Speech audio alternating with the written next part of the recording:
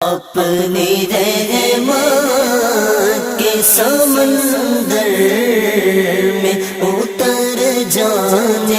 اگر آپ کی اولاد شرارتی ہو، اس پینٹنگ سے متعلق 3 باتیں۔ سب سے پہلے ہم جانیں کہ کل مولود یولد علی فطرت الاسلام، ہر بچہ فطرت اسلام پر پیدا ہوتا ہے۔ اب ہم والدین چاہے تو اسے اچھا بنائیں اور چاہے تو اسے برا بنائیں، جس ڈگر پر ہم اسے لے جائیں گے بچہ اسی ڈگر پر جائے گا۔ تو اس پینٹنگ میں 3 باتیں بتائی گئی ہیں۔ نمبر 1، بچہ شرارتی کیوں ہوتا ہے؟ نمبر 2، بچے کی شرارتیں کیا کیا ہیں؟ نمبر 3، اس کا حل کیا ہوگا؟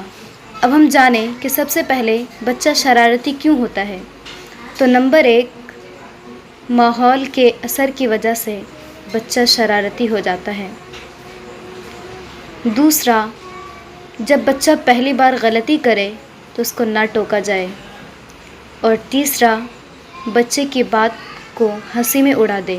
اب دوسری بات تھی کہ بچے کی شرارتیں کیا کیا ہو سکتی ہیں، بچہ کیسی کیسی شرارتیں کرتا ہے۔ تو سب سے پہلے نمبر 1 پر یہ ہے کہ راستہ چلنے والے کو پریشان کرنا، یعنی اگر ہماری اولاد شرارتی ہیں تو وہ راستہ چلنے والے کو بھی پریشان کر دیتی ہیں، جیسے چھت پر چڑھ کر کچھ پھینک دینا یا کسی کو بری بات کہہ دینا، یہ ہے راستہ چلنے والے کو پریشان کرنا۔ یا پھر راستہ پر اینٹ پتھر یا کانٹے بن کر کھڑے رہنا کہ دوسرے لوگ وہاں سے گزرنے میں آر محسوس کریں۔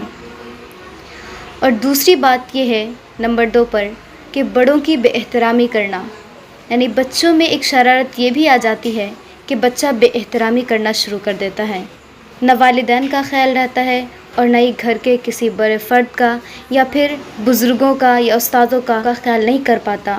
اور تیسری بات اس میں یہ ہے کہ جھگڑا، لڑائی، گالم گلوچ کرنے لگتا ہے۔ تو تیسری برائی بچوں میں جو آتی ہے تیسرے نمبر پر، وہ جھگڑا، لڑائی، گالم گلوچ کرنا، یعنی بات کرے تو گالم گلوچ کرے، اور آپس میں کچھ الجھاؤ ہو جائے تو اس میں بھی گالم گلوچ کرنا شروع کر دے، یا چھوٹی چھوٹی بات پر لڑائی جھگڑا کرنا شروع کر دے، ایک دوسرے کو پریشان کرے۔ اب تیسری بات جو کہی گئی تھی کہ اس کا حل کیا ہوگا، اس کی اصلاح کیسے کریں گے؟ تو نمبر 1، پرورش اچھے ماحول میں کریں، یعنی ماحول گھر کا، جہاں بچہ کھیلنے جا رہا ہے کھیل گاہ کا، یا بچہ کس کے ساتھ رہ رہا ہے اس کے ساتھیوں کا، یا پھر بچہ جہاں پڑھنے جا رہا ہے مدرسہ ہو یا اسکول، اس کے ماحول کا ٹھیک ہونا، ان سب چیزوں سے بھی بچے میں بہت سی شرارتیں آتی ہیں۔ بچہ جب دیکھتا ہے تو اس کا اثر قبول کرتا ہے اور پھر وہ اس کو اپنی زندگی میں عمل کرنے کی کوشش کرنے لگتا ہے۔ اور نمبر 2، اس کی اصلاح اس طریقے سے کریں کہ پہلی بار ہی غلطی کی اصلاح کر دیں۔ اگر بچہ کوئی غلط کام کر رہا ہے تو ہم پہلے ہی اس کو روک دیں، ایسا نہ ہو کہ پہلی بار اگر وہ کچھ کہیں تو ہم چھوڑ دیں اور دھیرے دھیرے وہ غلطی اس کے اندر جم جائے اور بڑی غلطی بن جائے۔ اور تیسرا، بچے کی ہر بات پر دھیان دیں، یعنی بچہ کہاں سے آیا ہے، کیا سنا ہے، کیا کہہ رہا ہے، کیا اس کے عمل میں تبدیلی ہو رہی ہے، ان ساری چیزوں پر دھیان دیں اور پھر اس کی تربیت کریں۔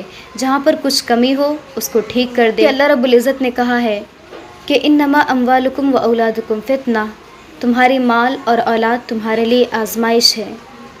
تو اگر ہم اس آزمائش میں کھڑا اترنا چاہیں، صحیح رہیں، تو ہمیں ان آیت پر دھیان دیتے ہوئے اپنے بچوں کی، جو کہ اللہ رب العزت نے ہمیں نعمت کے طور پر دیا ہے، اس کا ہم صحیح خیال کریں اور اس کو صحیح ڈگر پر لے جائیں، تاکہ وہ بچے مستقبل کے جو معمار ہیں وہ مستقبل کے صحیح معمار بن سکے اور آئندہ کو اچھی طریقے سے سنواریں، تاکہ ان کے ساتھ رہنے والوں کو بھی پریشانی نہ